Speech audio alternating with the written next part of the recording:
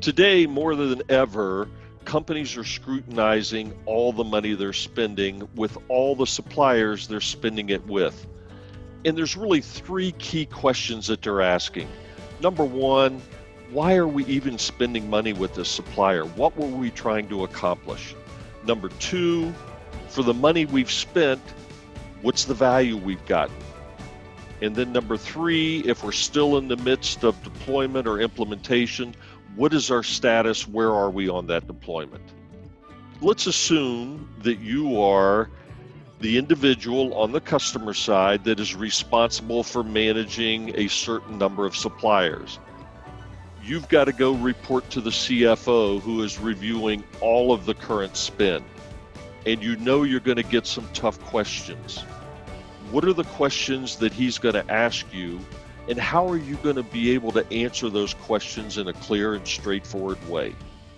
What you're looking at right now is the ecosystem platform. And if you go to the upper left quadrant where we have the outcomes, I can very easily lay out the business cases that we put in place to justify doing business with this supplier and why we were even engaging with them.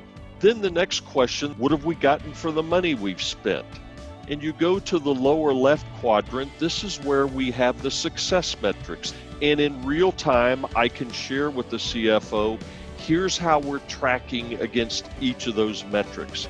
Once that question is clearly answered, he's probably going to ask, well, where are we in terms of this engagement with the supplier? And you go to the upper right quadrant, and here we can show the status and lay out for him or her, here's where we are on the deployment. And then the final question, is there any potential future value that we might be able to get from this supplier? And we can go to the lower right quadrant, which is changes and innovations. And I can lay out for the CFO, here's some of the new things that we're looking at and how we might address them and what might be the value to the business.